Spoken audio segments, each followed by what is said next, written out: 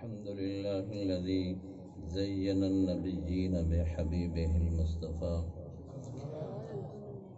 ومن على المؤمنين بنبيه المجتبى والصلاة والسلام على رسوله محمد خير الورى وعلى آله وأصحابه أولي الصدق والصفاء. أما بعد فأعوذ بالله من الشيطان الرجيم. بسم الله الرحمن الرحيم.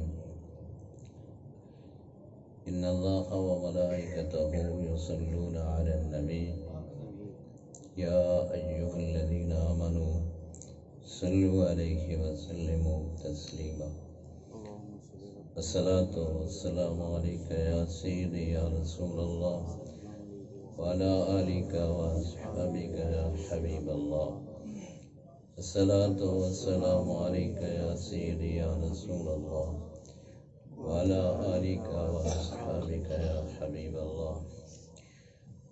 الصلاة والسلام عليك يا نبي الله وعلى آلك وأصحابك يا محمد رسول الله.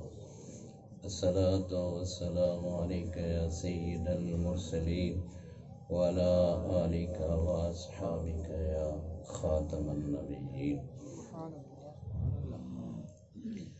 بندہ پروردگارم امت احمد نبی دوست دارے چہار یارم تاب اولاد علی مذہب حنفیہ دارم ملت حضرت خلیل خاک پائے غوث اعظم تیرے سایہ ہر ولی.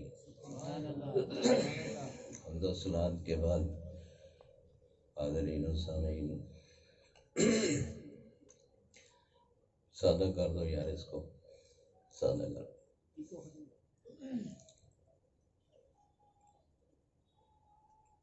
آج کی یہ محفل مبارک، یہ سعادت و بری محفل میلاد مصطفیٰ صلی اللہ علیہ وسلم کے حوالے سے نکات پذیر ہے، اور پٹی صاحب اور ان کے برادر کی طرف سے نئے والدین والد صاحب کے سال ثواب کے لیے اس محفل کو منعقد کیا گیا، جس میں ہم سب شریک ہیں. اللہ رب العزت کی بارگاہ میں دعا ہے خالق کائنات اس محفل مبارکہ کو شرف قبولیت عطا فرمائے، اور ہم سب کی حاضری کو اپنی بارگاہ الہیہ میں قبول و منظور فرمائے. اور بٹی صاحب کے نعرہ تکبیر، نعرہ رسالت، نعرہ تحقیق، مرد مومن مرد حق مرد کامل مرد حق مرد کلندر مرد حق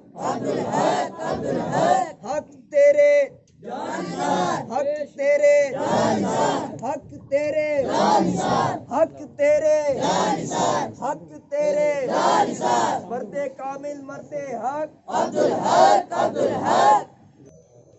خلقت مبرأ من كل عیب كأنك قد خلقت كما تشاء.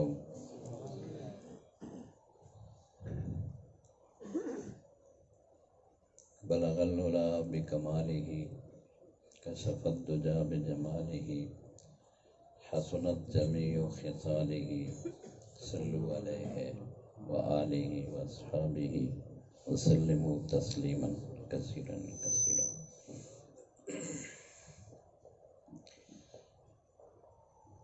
اس بابرکت محفل مبارک میں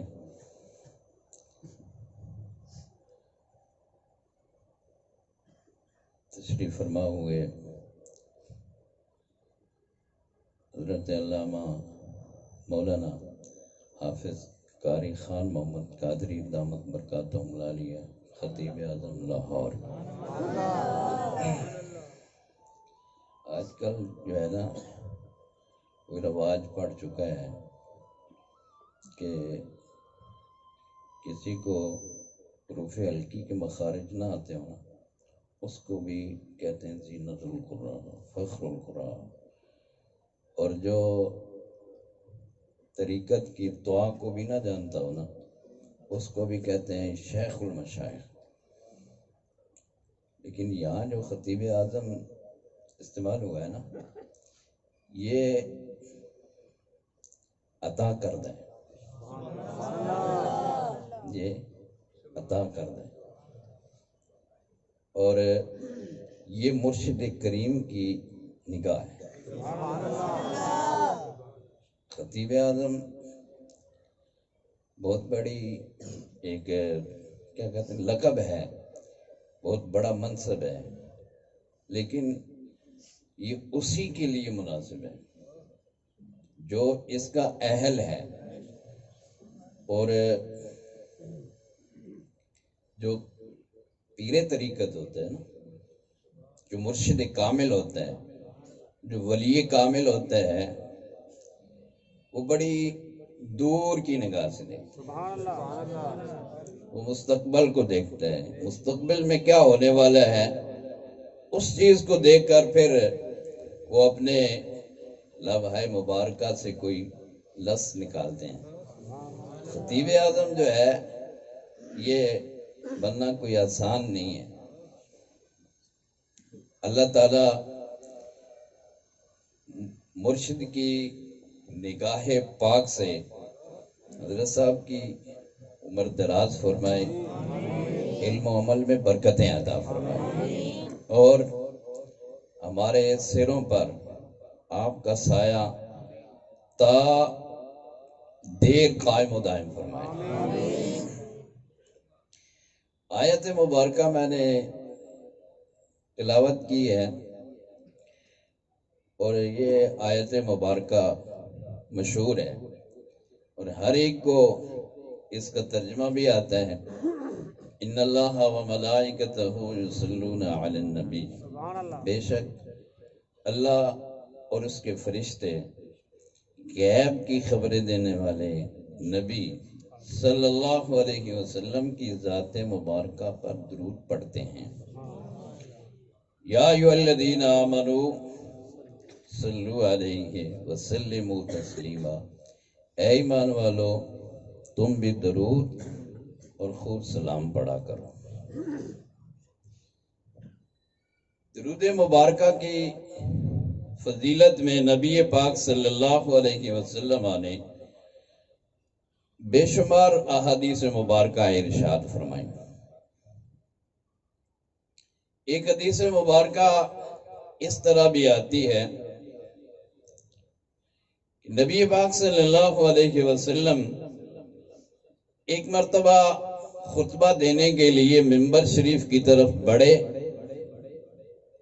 تو آپ نے آمین فرمایا، اور دوسرے زینے پر جب قدم رکھا پھر آمین فرمایا، تیسرے زینے پر قدم مبارک رکھا تو پھر آمین فرمایا. اب صحابہ کرام رضوان اللہ تعالی علیہم اجمعین تعجب میں ہیں کہ دعا کرنے والا کوئی موجود نہیں ہے، دعا کرنے والا نظر نہیں آ رہا ہے.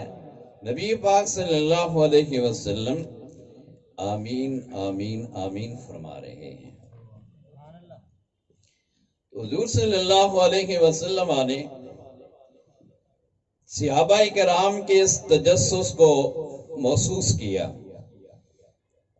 اور جب آپ منبر شریف سے اترے تو آپ نے فرمایا میرے صحابہ میں نے 3 دفعہ آمین آمین آمین کہا ہے اور تم یقیناً حیران تھے کہ دعا کرنے والا نہیں ہے، آپ آمین آمین فرما رہے ہیں.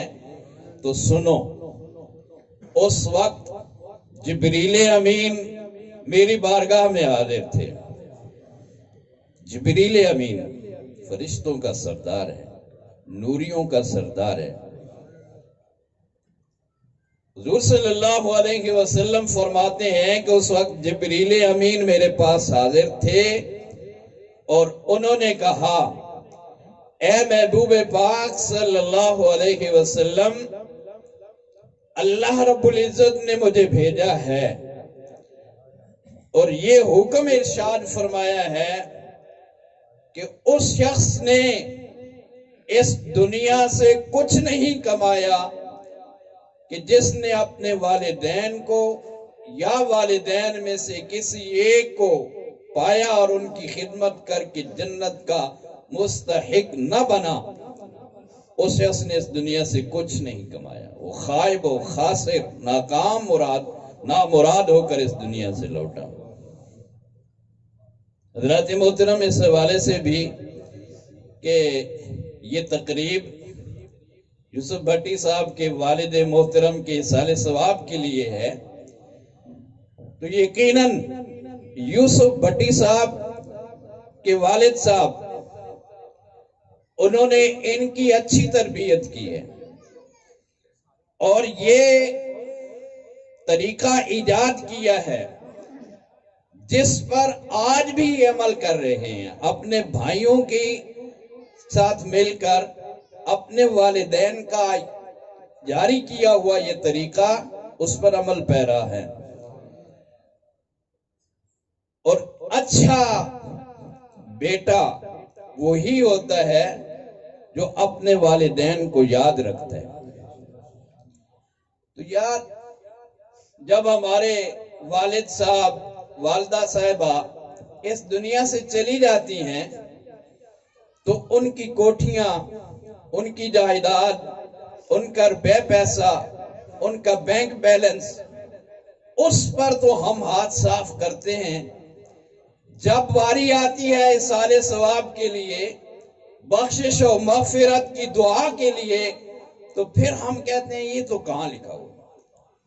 یہ وہیں لکھا ہوا ہے نا جہاں پر یہ لکھا ہوا ہے کہ تو اپنے والدین کی جائیداد کا وارث بن رہا ہے۔ جائیداد کا وارث بننے کے لیے تو ہر حربہ استعمال کرتا ہے، لیکن والدین کی بخشش اور مغفرت کی دعا کے لیے تیرے سامنے جو ہے وہ کی دلیل نہیں ہے۔ نبی پاک صلی اللہ علیہ وسلم نے اس حوالے سے حدیث مبارکہ ارشاد فرمائی کہ جب انسان اس دنیا سے چلا جاتا ہے تو اس کے سلسلہ عمل ختم ہو جاتا ہے، وہ کوئی عمل نہیں کر سکتا۔ 3 کام ایسے ہیں اگر اس نے اس دنیا میں رہ کر وہ 3 کام کیے تو اس کو قبر میں بھی، حشر میں بھی اور قیامت کے روز بھی اس کو وہ 3 اعمال فائدہ دیں گے، نفع دیں گے۔ 3 اعمال، 3 کام اگر اس دنیا میں اس نے کیے ہیں تو ان کا فائدہ اسے قبر میں ملتا ہے۔ ان میں سے ایک چیز ہے ولد صالح یدعو لہ، جو نیک اولاد چھوڑ گیا اور وہ اولاد اس کے لیے دعا کرتی رہتی ہے، اس کا فائدہ اسے قبر میں ملتا رہتا ہے۔ یہ حدیث مبارکہ ہے۔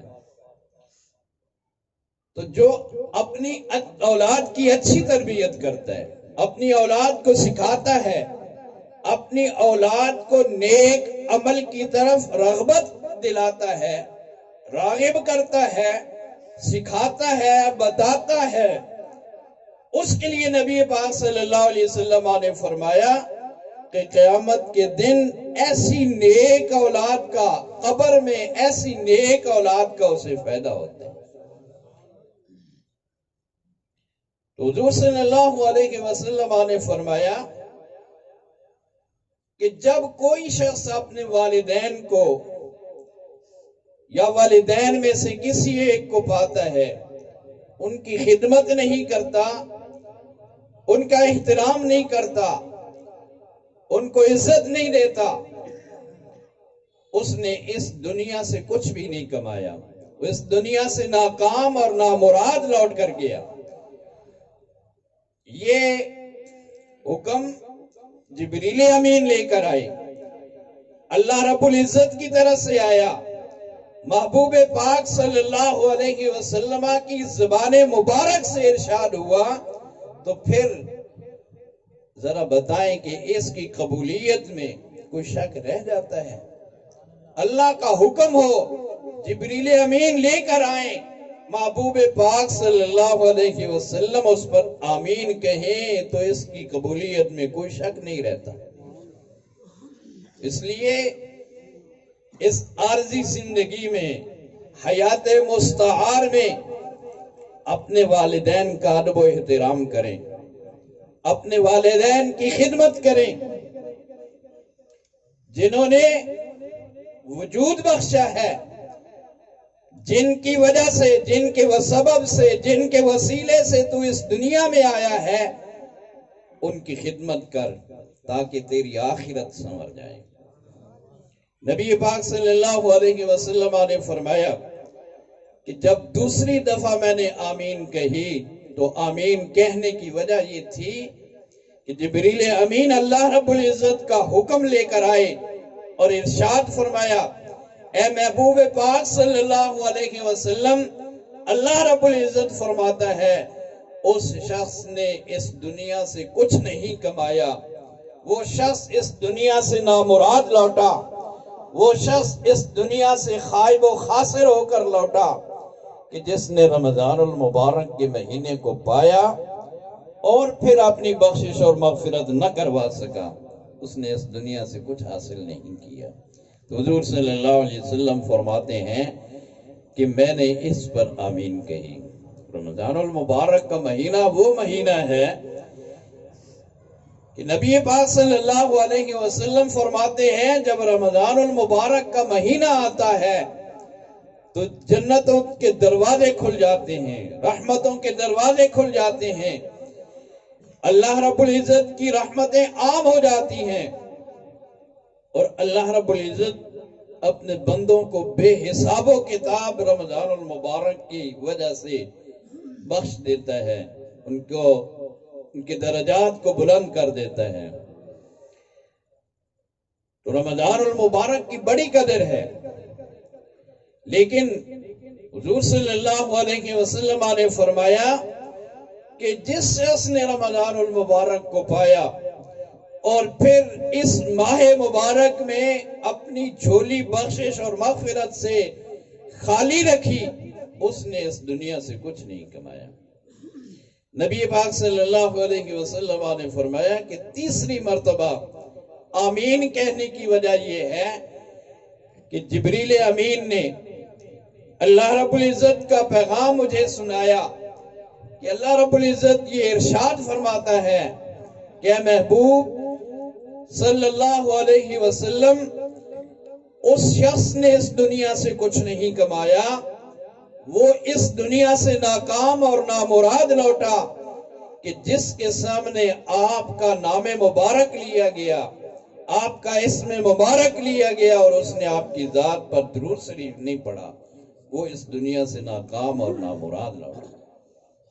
حضرات محترم، درود شریف کی فضیلت کے حوالے سے نبی پاک صلی اللہ علیہ وسلم نے فرمایا کہ جس شخص نے خلوص کے ساتھ، للہیت کے ساتھ میری ذات پر ایک مرتبہ درود شریف پڑھا، اللہ رب العزت اس کے نامہ اعمال میں 10 نیکیاں لکھ دیتے ہیں، اور اللہ رب العزت اس شخص کے 10 گناہ معاف فرما دیتا ہے، اللہ رب العزت اس کے 10 درجات کو بلند کر دیتا ہے۔ کتنا سا ٹائم لگتا ہے درود شریف پڑھنے صلی اللہ علیہ وآلہ وسلم، لیکن اتنے مختصر وقت میں اللہ رب العزت اپنے محبوب کے صدقے سے، اپنے محبوب کی وجہ سے، اپنے محبوب کی محبت کی وجہ سے اس شخص کی جھولی کو اپنی رحمتوں سے، اپنی برکتوں سے، اپنی بخششوں و مغفرتوں سے جو ہے وہ بھر دیتا ہے۔ جو شخص حضور صلی اللہ علیہ وسلم کی ذات مبارکہ پر درود شریف پڑھتا ہے، اور پھر یہ بھی یاد رکھنی چاہیے بات کہ یہ درود شریف جو ہم پڑھتے ہیں اس میں ہمارا اپنا فائدہ ہے، نفع ہمارا اپنا ہی ہے، نہیں پڑھیں گے تو حضور صلی اللہ علیہ وسلم کی ذات مبارکہ کو کوئی فرق نہیں ہوتا۔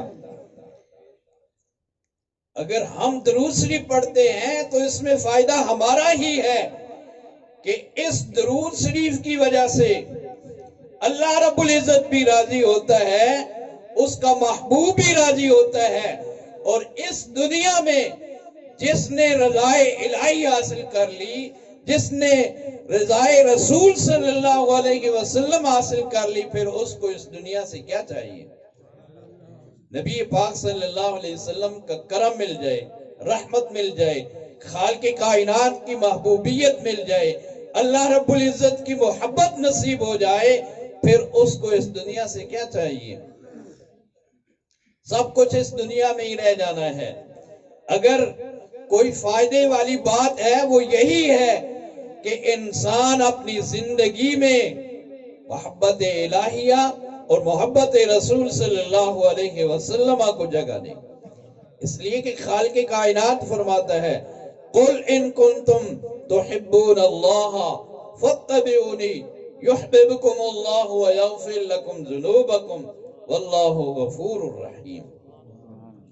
اے محبوب صلی اللہ علیہ وسلم، آپ ارشاد فرما دیجئے، اپنی زبان مبارکہ سے آپ یہ ارشاد فرما دیجئے، ان کو بتا دیجئے، ان کنتم تحبون اللہ، اگر تم اللہ سے محبت کرنا چاہتے ہو، اگر اللہ کو راضی کرنا چاہتے ہو، رضائے الہی تمہیں مقصود ہے، تو پھر میرے محبوب کی اتباع کرو، فاتبعونی، میرے محبوب کے قدموں میں آ جاؤ، میرے محبوب کے دامن کو پکڑ لو، میرے محبوب کی محبت کو لازم کر لو، میرے محبوب کی ہر بات پر عمل کرنے کی کوشش کرو۔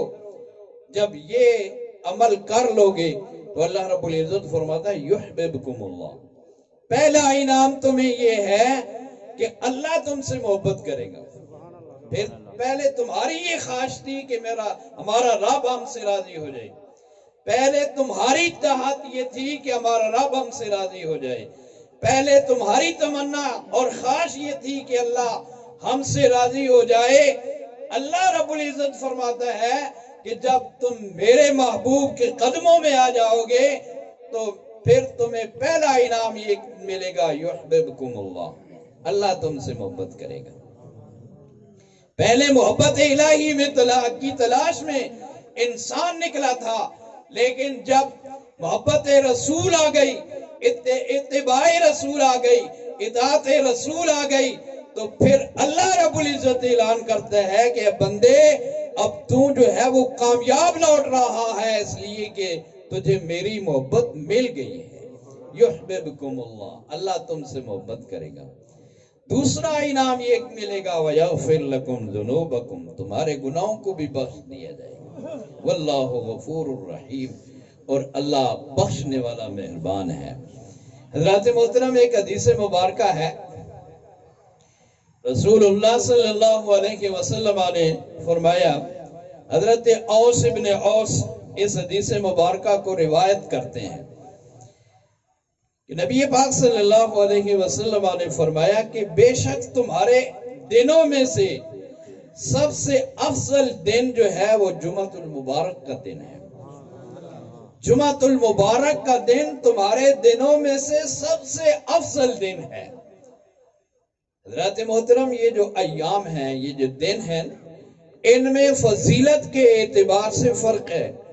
بعض دنوں پر فضیلت ہے، جس طرح جمعۃ المبارک کو تمام ایام پر فضیلت حاصل ہے، اسی طرح پیر شریف نبی پاک صلی اللہ علیہ وسلم کی ولادت مبارکہ کا دن ہے، اور حضور صلی اللہ علیہ وسلم نے پیر شریف کا روزہ رکھ کے اپنا میلاد منایا ہے۔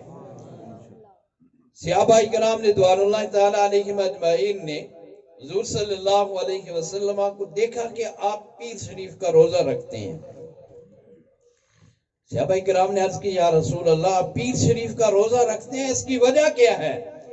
تو نبی پاک صلی اللہ علیہ وسلم نے فرمایا کہ اسی دن میری ولادت ہوئی ہے، اور اس اپنی ولادت کی خوشی میں اور اس کے شکرانے میں اللہ رب العزت کی بارگاہ میں بطور عبادت روزہ رکھ کے شکرانے کے طور پر اور شکر ادا کرتا ہوں۔ تو اس کا مطلب یہ ہے کہ ولادت مبارکہ نبی پاک صلی اللہ علیہ وسلم کی سنت ہے کہ آپ نے پیر شریف کا روزہ رکھا اور اس کی وجہ یہ بتائی کہ میں اس دن پیدا ہوا تھا اس لیے میں اس دن کا روزہ رکھتا ہوں۔ پھر عید کے بارے میں کہا جاتا ہے کہ یہ عید کہاں لکھی ہے؟ تو اس حدیث مبارکہ میں نبی پاک صلی اللہ علیہ وسلم نے جمعۃ المبارک کو تمام دنوں سے افضل قرار دیا ہے۔ ایک اور حدیث مبارکہ ہے جس میں نبی پاک صلی اللہ علیہ وسلم نے فرمایا کہ جمعہ کا دن، یوم جمعہ جو ہے یہ مسلمانوں کے لیے عید کا دن ہے۔ جمعۃ المبارک کا دن مسلمانوں کے لیے عید کا دن ہے۔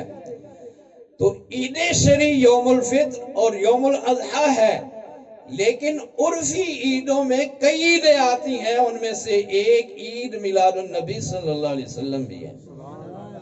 یہ حدیث مبارکہ جو ہے وہ کتب احادیث میں موجود ہے کہ حضور صلی اللہ علیہ وسلم نے فرمایا کہ جمعۃ المبارک کا دن مسلمانوں کے لیے عید کا دن ہے۔ تو دو عیدوں کے علاوہ ایک عید یہ بھی ہے کہ مسلمانوں کو ایک مہینے روزے رکھنے کے بعد خوشی کے طور پر عید الفطر جو ہے وہ عطا کی ہے۔ اور حضرت عیسیٰ علیہ السلام کی قوم جو ہے وہ آتی ہے اور کہتی ہے کہ آپ اللہ کی بارگاہ میں دعا کریں کہ ہمیں آسمان سے کھانا ملے۔ تو حضرت عیسیٰ علیہ السلام نے دعا کی، ربنا انزل علینا مائدۃ من السماء، اے پاک پروردگار آسمان سے خوان اتار، مائدہ اتار، کھانا اتار، تکون لنا عیدا لاولنا وآخرنا وآیۃ منک وارزقنا وانت خیر الرازقین۔ آسمان سے خوان اتار جو ہمارے اگلوں کے لیے بھی اور ہمارے پچھلوں کے لیے بھی عید ہو جائے۔ تو جب اللہ کا فضل ملے، اللہ کی رحمت ملے، آسمان سے مائدہ اترے، تو پھر فَلْيَفْرَحُوا، اس پر عمل کرنا چاہیے کہ اللہ کی نعمت ملی ہے، اللہ کا فضل ملا ہے، تو پھر فَلْيَفْرَحُوا پر عمل ہونا چاہیے۔ یہ نہیں ہے کہ اللہ نے نعمت دی ہے، فضل دیا ہے اور منہ بسور جناب اللہ نے ہم پر یہ کرم کیوں کیا ہے۔ وہ خوشیاں مناتے ہیں، وہ خوش ہوتے ہیں کہ جن پر اللہ رب العزت کا کرم اور فضل ہوا ہے۔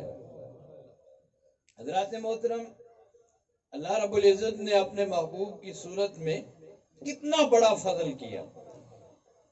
لَقَدْ مَنَّ اللَّهُ عَلَى الْمُؤْمِنِينَ إِذْ بَعَثَ فِيهِمْ رَسُولًا، یہ سب سے بڑا احسان اور اللہ رب العزت کا سب سے بڑا کرم ہے کہ اس نے ہمیں اپنا محبوب عطا کر دیا اور بن مانگے عطا کر دیا۔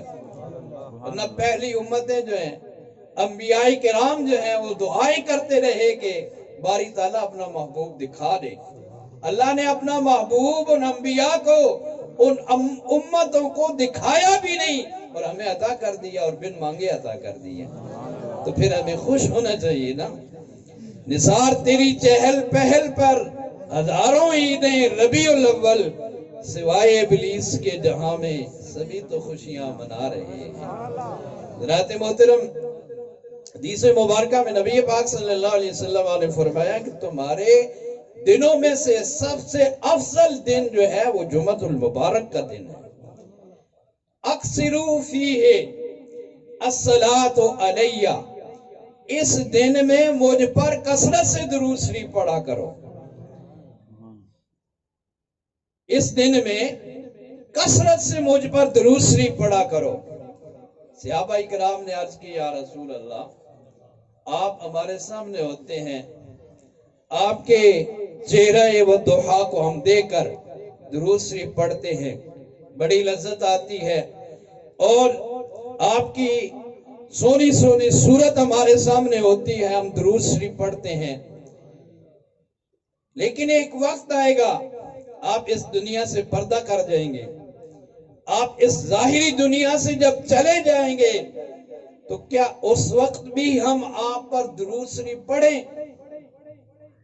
हुजूर सल्लल्लाहु अलैहि वसल्लम ने यहाँ पर इस हदीस मुबारका में लफ्ज़ अरमता आया है, और जिन्होंने अपने मतलब के मुताबिक कुरान और हदीस को ढालने की कोशिश की है, यहां भी वो इन्होंने इल्मी खियानत की है और कहा, तर्जमा किया कि जब आप मरकर मिट्टी हो जाएंगे, अलैयाज़ु बिल्लाह, तो अपना कलमा तब्दील कर लो। जब नबी तो मरकर मिट्टी हो गया तो फिर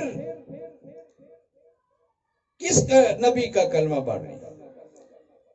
हम तो जिंदा नबी का कलमा पढ़ते हैं। और ये हदीस मुबारका है, वलौ अन्नहुम इज़ ज़लमू अनफुसहुम जाऊक, कि लोगों जब तुम अपनी जानों पर जुल्म कर लो तो मेरे महबूब के दर पर आ जाओ। तो क्या ये आयत सिर्फ उस जमाने के लिए थी या सब जमाने के लिए? ता क़यामे क़यामत ये आयत मुबारका रहेगी या उस वक्त तक थी, उसके बाद इस आयत पर अमल नहीं करना? एक हदीस अरबी का एक देहाती और बद्दू का वाकया है।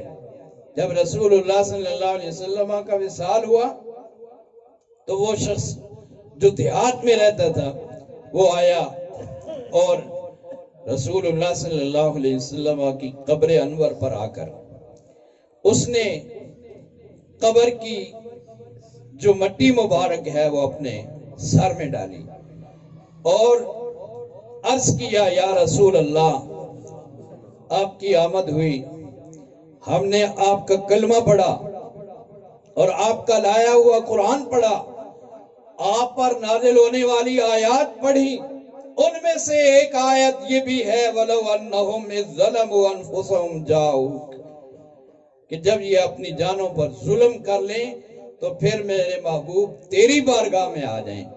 मैं इस आयत पर अमल करते हुए आपके पास पहुंच गया। मैं इस आयत को पढ़कर आपकी बारगाह में पहुंच गया। या रसूल अल्लाह, बारगाह इलाही में मेरी सिफारिश कीजिए, मेरी बख्शिश और मगफिरत के लिए अपने दस्ते मुबारक उठाइए और सिफारिश कीजिए। तो कब्र मुबारक से आवाज आई कि ए बद्दू, ए अराबी, ए देहाती, अल्लाह ने तुझे बख्श दिया है।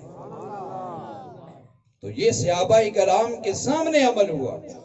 सहाबाए कराम ने उसे मना नहीं किया कि तू ये क्या कर रहा है। इसका मतलब ये है कि ये सोच इसलिए है कि ताकि मोहब्बत रसूल से लोगों के दिल खाली हो जाएं, इस चीज से बचें और जो शख्स ऐसे तर्जमा करने वाला है उससे दूर रहें अपना ईमान बचाने के लिए। तो सहाबाए कराम ने अर्ज की, या रसूल अल्लाह, आप जब इस दुनिया से चले जाएंगे, जाहिरी तौर पर हमारे सामने नहीं होंगे, आप पर्दा फरमा जाएंगे, तो फिर भी हम आप पर कसरत से दरूद शरीफ पढ़ें? तो नबी पाक सल्लल्लाहु अलैहि वसल्लम ने फरमाया कि हाँ, फिर भी मुझ पर कसरत से दरूद शरीफ पढ़ना। फनबियुल्लाहि हय्युन युरज़क़ु, अल्लाह का नबी जिंदा होता है और रिज़्क दिया जाता है। इन्नल्लाह हर्रमा अजसादल अंबिया अलल अर्द, कि अल्लाह ने जमीन पर हराम करार दिया है कि वो अंबिया के जिस्मों को खाए। दूसरी हदीस मुबारका में अंताकुला के अल्फाज भी हैं जिसका माना ये है कि अल्लाह रब्बुल इज्जत ने जमीन पर हराम करार दिया है कि वो अंबिया के जिस्मों को खाए। फनबियुल्लाहि हय्युन युरज़क़ु, अल्लाह का नबी जिंदा होता है और रिज़्क दिया जाता है, और अल्लाह रब्बुल इज्जत ने जमीन पर हराम करार दिया है कि वो अंबिया के जिस्मों को खाएं। हज़रात मोहतरम, इस हदीस मुबारका में दुरूद शरीफ की फजीलत भी सामने आई, बहुत से मसाइल भी सामने आए ایک مسئلہ یہ بھی ثابت ہوا کہ حیات النبی، کہ نبی پاک صلی اللہ علیہ وسلم اللہ رب العزت کے وعدہ پر لبیک کہتے ہوئے اس دنیا سے پردہ کر گئے، اور پھر اپنی قبر مبارک میں آپ آج بھی زندہ ہیں، اور اللہ رب العزت نے آپ کو وہ حیات عطا کی ہے کہ جو شہداء کی حیات سے بھی افضل والا ہے۔ اس لیے کہ یہ عقیدہ رکھنا ہے کہ نبی امت میں ہر فرد سے افضل والا ہوتا ہے۔ نبی اپنی امت کے افراد میں سے ہر فرد سے افضل اور اعلیٰ ہوتا ہے۔ کوئی امتی نبی کے برابر نہیں ہو سکتا، کوئی امتی عمل کے اعتبار سے بھی نبی سے افضل نہیں ہو سکتا۔ تو جب نبی افضل اور اعلیٰ ہوتا ہے تو شہداء جو اللہ رب العزت کے قول کے مطابق، ارشاد کے مطابق، آیت مبارکہ کے مطابق اللہ رب العزت فرما رہا ہے کہ جو میری راہ میں کام آ جائیں تم نے انہیں مردہ نہیں کہنا، بل احیاء ولکن لا تشعرون، بلکہ وہ زندہ ہیں اور ایسے زندہ ہیں کہ تم شعور نہیں رکھتے۔ تو جب شہید کی حیات کا ہم شعور نہیں رکھتے ہیں، ہم اسے محسوس نہیں کر سکتے، ہم اس تک پہنچ نہیں سکتے، ہماری درایت، ہماری عقل اس تک پہنچ نہیں سکتی ہے۔ شہید کی زندگی ہے، تو جب شہید کی زندگی ہماری عقل، ہماری کھوپڑی میں نہیں آ سکتی، تو پھر نبی کی زندگی وراء الورا ہے۔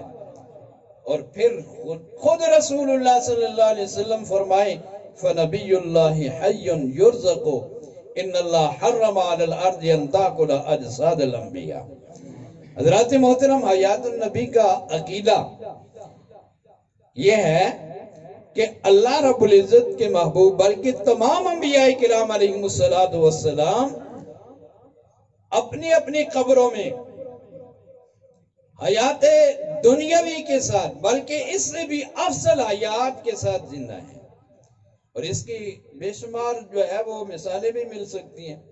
معراج شریف کے سفر میں نبی پاک صلی اللہ علیہ وسلم جب چلے تو آپ براق پر تشریف فرما دیں۔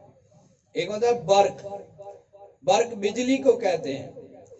بجلی جو ہے اس کو ہم اس کا جو ہے وہ تصور نہیں کر سکتے کہ یہ کتنی تیزی سے جو ہے وہ نکلتی ہے، اس کی دوڑ کتنی ہوتی ہے، ہم اس کو ناپ نہیں کر سکتے۔